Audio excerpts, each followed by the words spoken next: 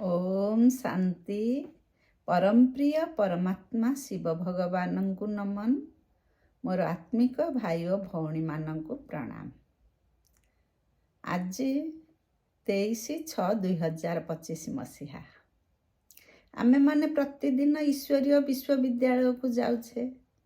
कहीं जाऊे सेठारु कौन पाठ पढ़ा होची ए विषय रे जानिबा पई अनेककर बहुत आग्रह रहे। प्रकृत रे आमे किए, आमर अस्तित्व कौन, से अस्तित्वर परिचय आमको जना नथिला। आमे चेतन शक्ति, लाइट, ज्योति, सूक्ष्माति सूक्ष्म ज्योतिर्बिंदु ये कथा आमको जना नथिला। आमे सब बेले निजको देह बोली भाबुथिले। तेणु आमर प्रथम पार्ट हैला मु गोटे आत्मा। शांति धाम रे आत्मा रहे। से जेते बेले पाठ करिबाकू पृथ्वी पृष्ठ को बा रंगमंच को आसे, तापर से शरीर धारण करे। से ही प्रथम पाठ मु एक आत्मा। एहाकू मध्य प्रथम लेसन हिसाब रे 7 दिनिया कोर्स रे दिया जाए। तेणु निजको प्रथमे आत्मा बोली स्थिर निश्चित हेले, तापर आत्मार पिता परमपिता परमात्मा का सह आमर जोग लागिब। आत्मस्थिति रे न रहिले आमे केबे भी भगवान को पाई परिबा नाही। तांको बेहद संपत्तिर मालिक होई परिबा नाही। आमर लक्ष्य स्थल रे पहुँची परिबा नाही। तेणु प्रथम लेसन मु गोटे आत्मा, सेटा को आमे निहाती पक्का करिबा। केबे हेले भाबिबानी मु गोटे शरीर। एठी पाठ पढ़ा जाए। कौन पाठ पढ़ा जाए ना, मनीषरु देवता हेबा पाई, दुख धामरु सुख धाम को जीवा पाई, ये रावण राज्यरु राम राज्य को जीवा पाई पाठ पढ़ा जाए। पुणी आत्मार 84 जन्मर इतिवृत्ति वृत्तांत सबू बाबा जणे दियंती। केवल देही अभिमानी होई रही स्वयं परम पिता परमात्मांकर तो शरीर नाही। से अन्य शरीर आधार नहीं बा ब्रह्मा बाबांक शरीर आधार नहीं पाठ पढ़ौछंती। सेई पाठ को आमे मन शुणिले आमर मने रहिबो। आ सेई पाठ को धारण कले, से ज्ञान को धारण कले आमे मनीषरु देवता हेबा। आमर प्रथम पाठ मु गोटे आत्मा, शरीर नुहे। आम पाखरे कौन विशेष गुप्त धन अच्छी आमे से कथा भी जानिबा। बाबा से कथा जणई देले। कौन ना, आमको जी पाठ पढ़ौछंती से होछंती स्वयं परम पिता परमात्मा शिव भगवान, जी सृष्टि रचयिता, सबु आत्मांकर सीए पिता। आमे जदि एई कथा जानिले बाबा पाठ पढ़ौछंती, भगवान आमको पाठ पढ़ौछंती, ताहले आम मनरे खुशी रहिबो। सेई खुशी बलरे आमे बहुत मालामाल हेबा। सबु बेले पाठ प्रति आकृष्ट हेबा, लक्ष्य स्थल रे पहुँचीबा।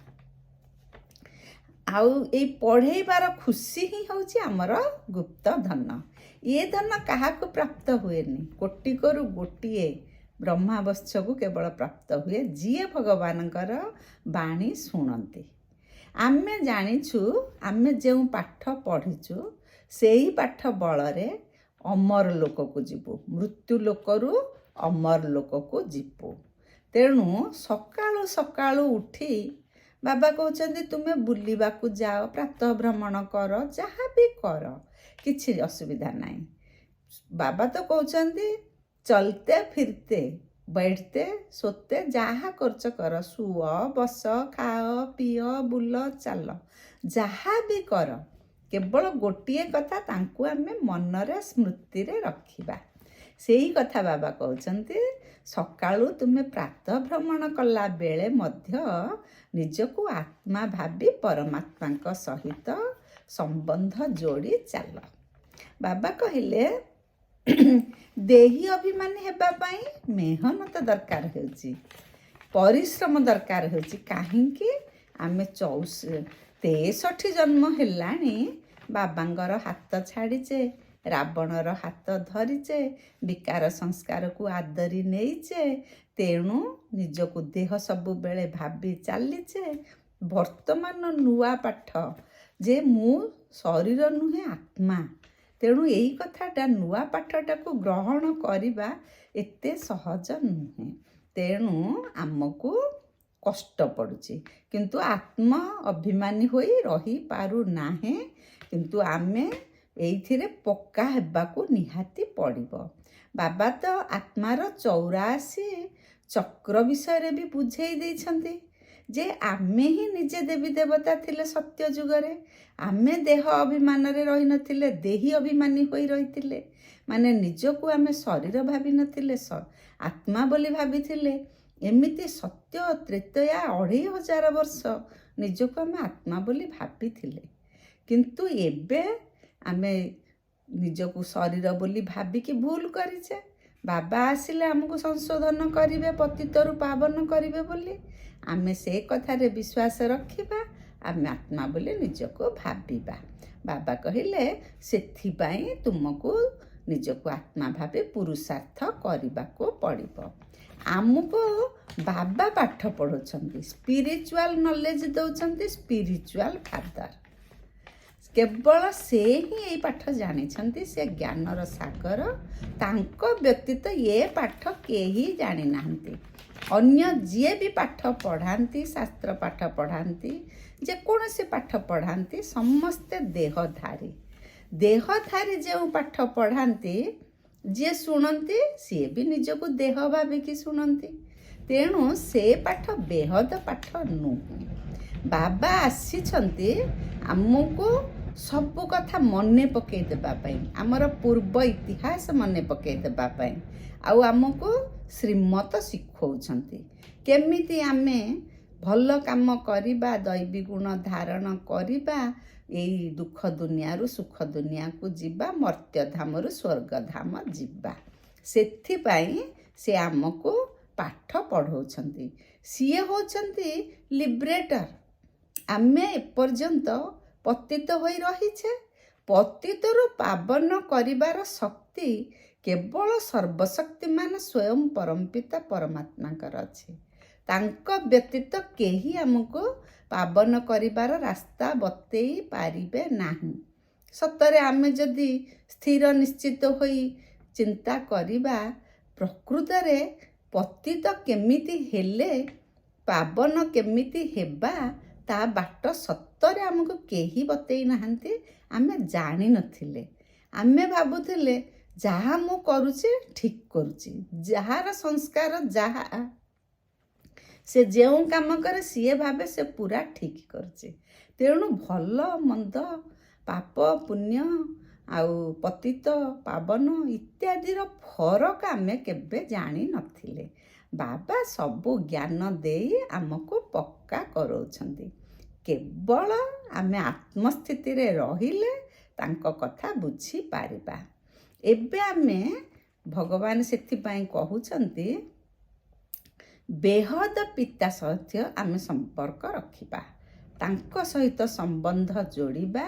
ଏ ପୁରୁଣା ଦୁନିଆ ଦେହ ସମ୍ବନ୍ଧକୁ ମନରୁ ଭୁଲିବା ବା ତାକୁ କଟେଇବା। ବାବା କହିବା କଥା ଯେ ବେହଦ ସମ୍ପତ୍ତି ପାଇବା ପାଇଁ, ବାବାଙ୍କର ସମ୍ପତ୍ତି ପାଇବା ପାଇଁ ପ୍ରଥମେ ତୁମେ ବାବାଙ୍କର ପୁତ୍ର ହେବାକୁ ପଡ଼ିବ। ସିଏ ତ ଆତ୍ମାର ପିତା। ସେ ପିତାଙ୍କର ପୁତ୍ର କିଏ? ସେଇ ଆତ୍ମା। ତେଣୁ ଆମକୁ ଆତ୍ମା ବୋଲି ଭାବିବାକୁ ପଡ଼ିବ। ଆମେ ତ ପିଲାଦିନୁ ଭକ୍ତିରେ ବି ଗୀତ ଗାଇ ଦେଇଛେ, ତୁମେ ମୋର, ତୁମେ ହିଁ ଏକା ମୋର, ତୁମ ବିନା ମୋର କେହି ନାହିଁ। ଆମେ ସବୁବେଳେ ଭକ୍ତି ଭାବରେ ଏଇ ଗୀତ ଗାଇଛେ। ବାବା ସେଇ କଥା କହୁଛନ୍ତି, ତୁମେ ତ କହିଛ ମୁଁ ତୁମର, ମୋ ବିନା ତୁମର କେହି ନାହାନ୍ତି। ଏବେ ମୁଁ ଆସିଛି, ମୁଁ ସତରେ ଆସିଛି ତୁମମାନଙ୍କୁ ଶାନ୍ତିଧାମ ମୁକ୍ତିଧାମ ନେବା ପାଇଁ। ତୁମେ ଏବେ ମୋ କଥା ମାନି ମୋ ସାଥିରେ ଆସ। ବାବା ସେଥିପାଇଁ କହିଲେ ଯେ ଇଏ କିଛି ନୂଆ କଥା ନୁହେଁ। 5000 ବର୍ଷ ତଳେ ସବୁ କଳ୍ପର ଶେଷ ସମୟରେ ସଙ୍ଗମ ଯୁଗରେ ସେ ଆସୁଛନ୍ତି, ଆମକୁ ସେଇ ଏକା ପାଠ ପଢ଼ଉଛନ୍ତି, ଆମେ ସେଇ ପାଠ ପଢ଼ୁଛେ। ତେଣୁ ଟିକିଏ ସ୍ଥିର ଚିତ୍ତରେ ନିଶ୍ଚିତ ହୋଇ ଯଦି ଭାବିବା, ଆମର ସେଇ ପୂର୍ବ କଥା ନିଶ୍ଚୟ ମନେ ପଡ଼ିବ, ଆଉ ବାବାଙ୍କ କଥା ନିଶ୍ଚୟ ଆମେ ଧାରଣାଯୁକ୍ତ ହୋଇପାରିବା। କାହିଁକି ନା ଏମିତି ଅନାଦି ଅବିନାଶୀ ଡ୍ରାମାରେ ଆମେ ବାର ବାର ଏଇ ପ୍ରକାର ପରିସ୍ଥିତିକୁ ସାମ୍ନା କରିଛେ। ବାବା କହିଲେ ସତ୍ୟ ଯୁଗରେ ତ କେହି ଯିଏ ହେଲେ ଦେହଧାରୀ ତୁମକୁ ପାଠ ପଢ଼େଇବେ, କେବଳ ଏଇ ସଙ୍ଗମ ଯୁଗରେ ତୁମକୁ ବିଦେହୀ ବାବା ପାଠ ପଢ଼ଉଛନ୍ତି। ତେଣୁ ବିଦେହୀ ବାବା ପାଠ ପଢ଼ଉଛନ୍ତି, ତୁମେ ବିଦେହୀ ହୋଇ ପାଠ ଶୁଣ। ସତ୍ୟ ଯୁଗରେ ଦେହଧାରୀ ପାଠ ପଢ଼ାନ୍ତି ସତ, କିନ୍ତୁ ସେ ଦେହଧାରୀ ଆତ୍ମସ୍ଥିତିରେ ରହିଥାନ୍ତି। ସେ କେବେ ହେଲେ ନିଜକୁ ଶରୀର ବୋଲି ଭାବନ୍ତି ନାହିଁ। ସତ୍ୟ ଯୁଗରେ ଆମେ ସମସ୍ତେ ଖୁବ୍ ସୁଖ ଶାନ୍ତିରେ ରହିବା, ତେଣୁ ଏ ପାଠ ପଢ଼ିବା ଜରୁରୀ। ବାବାଙ୍କୁ ମନେ ପକେଇକି ଶରୀର ଛାଡ଼ିଲେ ଆମେ ସତ୍ୟ ଯୁଗକୁ ଯିବା। କାହିଁକିନା ଯଦି ଆତ୍ମସ୍ଥିତିରେ ନ ରହି ଏଇ ଦେହ ଦୁନିଆ ପଛରେ ଗୋଡ଼େଇ ଯାହା ଆମେ ଅନ୍ତମତି ସ୍ୱଗତି ଯାହା ମନେ ପକେଇକି ପ୍ରାଣତ୍ୟାଗ କରିବା, ଆମେ ସେଇ ପ୍ରକାରର ସଂସାରକୁ ଆସିବା। ତେଣୁ ସବୁବେଳେ ବାବାଙ୍କୁ ଆମେ ସାଥିରେ ସହଯୋଗୀ ହିସାବରେ ରଖି ତାଙ୍କ ନିର୍ଦ୍ଦେଶିତ ପଥରେ ଆମେ ବାଟ ଚାଲିବା। ବାବା ଏଇଠି କହିଲେ, ତୁମେ ତ କେତେ ଶିବ ମନ୍ଦିର ଯାଇଛ, ପୂଜା ପାଠ ସବୁ କରିଛ, ଶିବ ମନ୍ଦିରରେ ଯାଇ ପାଣି ଢାଳିଛ, କେତେ ଭକ୍ତିରେ କେତେ ପୂଜା ପାଠ କରିଛ, କିନ୍ତୁ ଶିବ କିଏ ଜାଣିଥିଲ କି? ସତରେ ଆମେ ଶିବ କିଏ ତ ଜାଣିନଥିଲେ। ଶିବ ହେଉଛନ୍ତି ସ୍ୱୟଂ ସୃଷ୍ଟି ରଚୟିତା। ସିଏ ଆସିଛନ୍ତି ଆମକୁ ପୁଣି ପତିତରୁ ପାବନ କରି ତାଙ୍କ ସାଥିରେ ନେବେ, ଏକଥା ସତରେ ଆମେ ଜାଣିନଥିଲେ। କେତେଜଣ କୁହନ୍ତି ଯେ ବାବା ତ ଆସିକି ମଣିଷଙ୍କୁ ପତିତରୁ ପାବନ କରିବେ, ପଶୁ ପକ୍ଷୀଙ୍କ କଥା କ'ଣ ହେବ? ତେଣୁ ବାବା ସେଠି କ୍ଲିଅର କରିଦେଲେ, କହିଲେ ମଣିଷଙ୍କୁ ମୁଁ ପାଠ ପଢ଼େଇବାକୁ ଆସିଛି, ମନୁଷ୍ୟ ଆତ୍ମାଙ୍କୁ, କିନ୍ତୁ ସବୁ ମନୁଷ୍ୟ ଆତ୍ମା ତ ମୋ କଥା ପଢ଼ୁନାହାନ୍ତି, ଶୁଣୁନାହାନ୍ତି। ଯେଉଁଠି ସବୁ ମନୁଷ୍ୟ ଆତ୍ମା ପାଠ ପଢ଼ୁନାହାନ୍ତି କି ସତ୍ୟଯୁଗକୁ ଯିବା ପାଇଁ ଚେଷ୍ଟା କରୁନାହାନ୍ତି, ସେଠି ପଶୁପକ୍ଷୀଙ୍କ କଥା କ'ଣ କହୁଛ? ବାବା ଏଇ କଥା କହିଦେଲେ। ବାବା କହିଲେ ଏବେ କାହାକୁ କିଛି ଜଣା ନାହିଁ। କ'ଣ ଜଣା ନାହିଁ? ଯେ ଭଗବାନ ଆସିଛନ୍ତି, ସ୍ୱୟଂ ପରମପିତା ପରମାତ୍ମା ଆସିଛନ୍ତି, ଏ କଥା ଅନେକଙ୍କୁ ଜଣା ନାହିଁ। ଜାଣିଲେ ମଧ୍ୟ ସେ ବିଶ୍ୱାସ କରୁନାହାନ୍ତି। କିନ୍ତୁ ଭକ୍ତାତ୍ମା ମାନେ କେତେ ବିକଳ ହେଇକି କହିଛନ୍ତି, ଭଗବାନ ଆପଣ ଆସନ୍ତୁ, ଆମକୁ ଆମ ଭକ୍ତିର ଫଳ ଦିଅନ୍ତୁ, ଡାକିଛନ୍ତି। ବାବା ବି ବର୍ତ୍ତମାନ ସେଥିପାଇଁ ଆସିଛନ୍ତି, ଭକ୍ତାତ୍ମାଙ୍କୁ ଭକ୍ତିର ଫଳ ଦେବା ପାଇଁ। ବାବା କହୁଛନ୍ତି, ଯିଏ ବହୁ କାଳ ଧରିକି ଭକ୍ତି କରିଛି, ଶ୍ରଦ୍ଧାରେ ନିଷ୍ଠାରେ ଭଗବାନଙ୍କୁ ଭକ୍ତି କରିଛି, ତାଙ୍କୁ ହିଁ ଭଗବାନଙ୍କର ବାଣୀ ଛୁଇଁବ, ତାଙ୍କ ମନକୁ ଏ କଥା ବାସିବ ବା ଇଚ୍ଛା ହେବ ଶୁଣିବା ପାଇଁ, ସେ ହିଁ ସତ୍ୟ ଯୁଗକୁ ଯିବେ।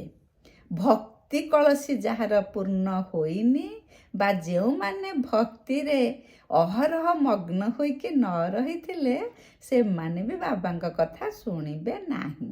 ବାବା କହୁଛନ୍ତି, ତୁମେ ତ ଏତେ ପୂଜା ପାଠ କଲ, ଲକ୍ଷ୍ମୀ ନାରାୟଣ କିଏ, ରାଧାକୃଷ୍ଣ କିଏ, ତାଙ୍କ ଭିତରେ କ'ଣ ସମ୍ବନ୍ଧ ଅଛି ତୁମେ ଜାଣିଛ?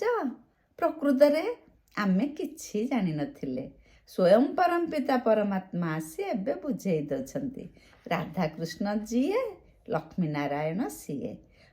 ଛୋଟ ବେଳରେ ତାଙ୍କ ନାଁ ହେଲା ରାଧାକୃଷ୍ଣ, ସିଏ ଯେତେବେଳେ ବିବାହ କରିଦେଲେ ସିଏ ହେଲେ ଲକ୍ଷ୍ମୀ ନାରାୟଣ, ସିଏ ହେଲେ ସ୍ୱର୍ଗର ମହାରାଜା ମହାରାଣୀ।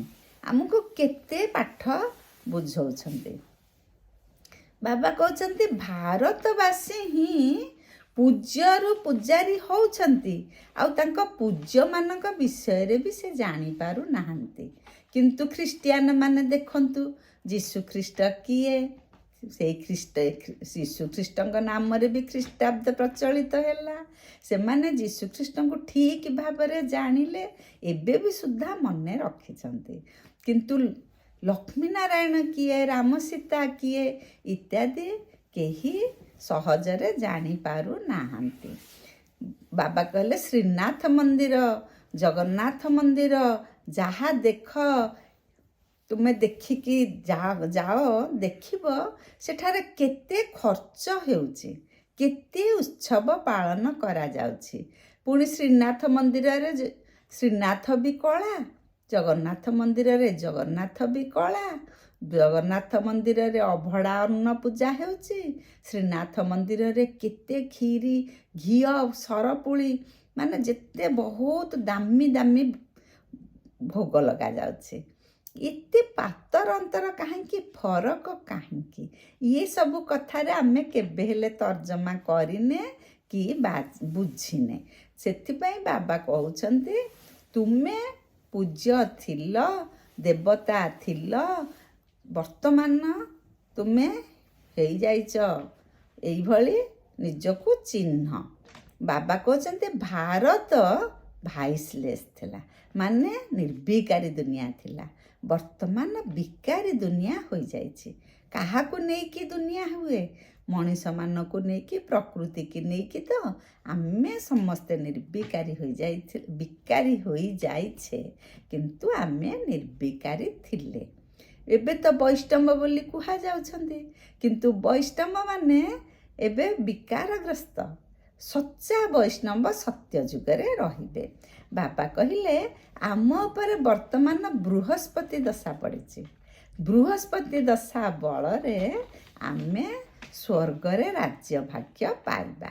ତେଣୁ ୟାଦ ଦ୍ୱାରା, ଭଗବାନଙ୍କର ସ୍ମୃତି ଦ୍ୱାରା, ଅଗ୍ନି ସ୍ୱରୂପ ଯୋଗ ଦ୍ୱାରା ଆମର ସମଗ୍ର ପାପ ଧ୍ୱଂସ ହେବ। ତେଣୁ ଏକାଗ୍ର ଚିତ୍ତରେ ସ୍ୱୟଂ ପରମପିତା ପରମାତ୍ମାଙ୍କ ସହ ଆମେ ଅବସ୍ଥାନ କରିବା, ତାଙ୍କଠାରୁ ପ୍ରାପ୍ତ କରିବା। ବାବା ଜଣାଉଛନ୍ତି ଯେ ଆତ୍ମାରେ କେମିତି ଖାଦ୍ୟ ମିଶିଲା ବା ଆତ୍ମା କିପରି ବିକାର ହେଲା, ପୁଣି ଆତ୍ମାରୁ ଖାଦ୍ୟ କିପରି କଟିବ, ତାର ସୂତ୍ର ବତାଉଛନ୍ତି। ତାର ଅର୍ଥ ଆତ୍ମା ବିକାର ଗୁଣକୁ ଗ୍ରହଣ କରି ଖାଦ୍ୟ ମିଶିଗଲା, କଳଙ୍କିତ ହୋଇଗଲା, ସେ ପୁରା ତାର ପବିତ୍ରତା ହରେଇଲା। ପୁଣି ଯେତେବେଳେ ଯୋଗ ଅଗ୍ନିରେ ପକ୍କା ହୋଇ ଯେମିତି ସୁନାକୁ ତରଳେଇ ସେଥିରୁ ଖାଦ୍ୟ ବାହାର କରାଯାଏ, ପିଓର ସୁନା ବାହାରିଯାଏ, ସେଇଭଳି ଯୋଗ ଅଗ୍ନିରେ ସମସ୍ତ ବିକାର ସମାପ୍ତ ହେଲେ ଆମେ ପୁଣି ପବିତ୍ର ଆତ୍ମା ହେବା। ତେଣୁ ବାବା ଆସିକି ବର୍ତ୍ତମାନ ଦେହ ଅଭିମାନ ପିଲାଙ୍କ ମନରୁ କାଟି ଦେହୀ ଅଭିମାନ ହେବା ପାଇଁ କହୁଛନ୍ତି। ସତ୍ୟ ବୈଷ୍ଣବ ଆମେମାନେ ହେବା, ସତ୍ୟ ଯୁଗରେ ଗୃହସ୍ଥ ଆଶ୍ରମରେ ରହିବା। ଏବେ ତ ପ୍ରବୃତ୍ତି ମାର୍ଗରେ ରହିଛେ। ଗୃହସ୍ଥ ଆଶ୍ରମ, ଘରେ ଘରେ ଆଶ୍ରମ ମନ୍ଦିର ତୁଲ୍ୟ ଘର କରିବାକୁ ବାବା କହୁଛନ୍ତି, କିନ୍ତୁ ସେମିତି କେତେ ଘର ଅଛନ୍ତି? ବାବା କହୁଛନ୍ତି ତୁମେ ସଙ୍ଗମ ଯୁଗରେ ନିଜକୁ ସଚ୍ଚା ବୈଷ୍ଣବ ରୂପେ ରଖ, ଗୃହସ୍ଥ ଆଶ୍ରମ କରି ଆନନ୍ଦରେ ରୁହ। ଏବେ ବାବା କହିଲେ ଯେ ଜୀବନରେ ଆମେ ଧାରଣ କରିଲେ ବାବାଙ୍କ ଜ୍ଞାନକୁ, ଅଟୋମେଟିକ୍ ଆମେ ଈଶ୍ୱରୀୟ ସେବାରେ ମସ୍ତ ରହିପାରିବା।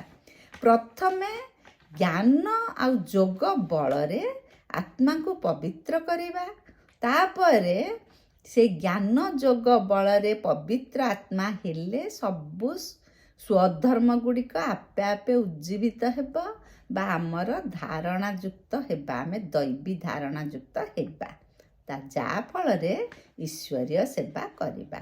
ନିଜକୁ ଆତ୍ମା ଭାବି ସମ୍ପୂର୍ଣ୍ଣ ପବିତ୍ର ଆତ୍ମା ହୋଇ ନିଃସ୍ୱାର୍ଥ ସେବା କଲେ ତ ଇଏ ଈଶ୍ୱରୀୟ ସେବା ନା। ଯୋଗୀ ଆତ୍ମା, ଜ୍ଞାନୀ ଆତ୍ମା ହେଲେ ଆମେ ସ୍ୱରାଜ୍ୟ ଅଧିକାରୀ ହେବା। ସ୍ୱରାଜ୍ୟ ଅଧିକାରୀ ଅର୍ଥ କ'ଣ? ସବୁ ଇନ୍ଦ୍ରିୟ ଆତ୍ମାର ଅଧୀନରେ ରହିବ। ବାବା କହିଛନ୍ତି ଯେତେବେଳେ ଆତ୍ମା ସ୍ୱରାଜ୍ୟ ଅଧିକାରୀ ହେବ ତାପରେ ଯାଇ ସିଏ ବିଶ୍ୱ ରାଜ୍ୟ ଅଧିକାରୀ ହେବ। ତାମାନେ ସତ୍ୟ ଯୁଗରେ ସେ ରାଜା ହେବ। ସେଥିପାଇଁ ଆମକୁ ବାବା କହୁଛନ୍ତି ସବୁବେଳେ ଆତ୍ମାଙ୍କୁ ଶରୀର ଛାଡ଼ିଲା ବେଳେ ଯେମିତି କିଛି କଷ୍ଟ ଜଣାପଡ଼ିବ ନାହିଁ। ସେ ଆତ୍ମଭାନରେ ରହିବ, ଈଶ୍ୱରୀୟ ଚିନ୍ତାରେ ରହିବ। ବାବା ସେଇ କଥାଟା କାହିଁକି କହିଲେ, ସତ୍ୟ ଯୁଗରେ ସମସ୍ତ ଆତ୍ମା ଶରୀର ଛାଡ଼ିଲା ପୂର୍ବରୁ ଜାଣିପାରିବେ, ତାଙ୍କର ଜ୍ଞାନ ରହିବ, ସେ ଖୁସି ହେବେ। ତାଙ୍କୁ ଲାଗିବ ଯେମିତି ମୁଁ ଗୋଟେ ବସ୍ତ୍ର, ପୁରୁଣା ବସ୍ତ୍ରକୁ ଛାଡ଼ି ନୂଆ ବସ୍ତ୍ର ପରିଧାନ କରୁଛି। ତମ ପ୍ରଧାନ ଶରୀର ଛାଡ଼ି ଆମେ ବର୍ତ୍ତମାନ ସତ୍ୱ ପ୍ରଧାନ ଶରୀର ଧାରଣ କରିବା। ସେଥିପାଇଁ ଆମେ ବି ମନରେ ସବୁବେଳେ ଖୁସି ରଖିବା ଦରକାର। ସତ୍ୟ ଯୁଗରେ ଆୟୁ ଆମର 150 ବର୍ଷ ହେବ, ଆଉ ଏଠାରେ ଆମର ଅଳ୍ପାୟୁ। କାରଣ କ'ଣ? ସତ୍ୟ ଯୁଗରେ ଯୋଗୀ ଆତ୍ମା, ଏଠି ହେଲା ଭୋଗୀ ଆତ୍ମା। ଆତ୍ମା ଭୋଗ ବେଶୀ କରୁଛି, ଖାଦ୍ୟପେୟ କୌଣସିଥିରେ କଣ୍ଟ୍ରୋଲ ନାହିଁ, ସବୁ ଲାଳସା, ମାୟାର ଆକର୍ଷଣ। ତେଣୁ ଏଠି ହେଲା ଅଳ୍ପାୟୁ। ବୃହସ୍ପତିଙ୍କର ଅବିନାଶୀ ଦଶା ବର୍ତ୍ତମାନ ଆମମାନଙ୍କ ଉପରେ ପଡ଼ିଛି, ଯାହା ଫଳରେ ଆମେ ସ୍ୱର୍ଗରେ ଦେବତା ଆସନ ପାଇବା ବା ସ୍ୱର୍ଗର ମାଲିକ ହେବା। ବାବା ଏଠି କହିଲେ ବୃକ୍ଷପତି ମନୁଷ୍ୟ ସୃଷ୍ଟିର ବୀଜ ରୂପ। ବୃକ୍ଷପତି କିଏ? ସ୍ୱୟଂ ପରମପିତା ପରମାତ୍ମା ହେଲେ ବୃକ୍ଷପତି। ଏଇ ତ କଳ୍ପବୃକ୍ଷ, କଳ୍ପବୃକ୍ଷର ବୀଜ ହେଲେ ସ୍ୱୟଂ ପରମପିତା ପରମାତ୍ମା। ଆମେ ଅମର କଥା ଶୁଣି ଅମର ଲୋକକୁ ଯିବା, ସତ୍ୟନାରାୟଣ କଥା ଶୁଣି ନିଜେ ସତ୍ୟନାରାୟଣ ହେବା ବା ଲକ୍ଷ୍ମୀ ନାରାୟଣ ହେବା। ବାବା ସବୁ କଥା ଭଲରେ କହିଦେଉଛନ୍ତି, କେବଳ ଆମେ ଶୁଣିବା, ମାନିବା।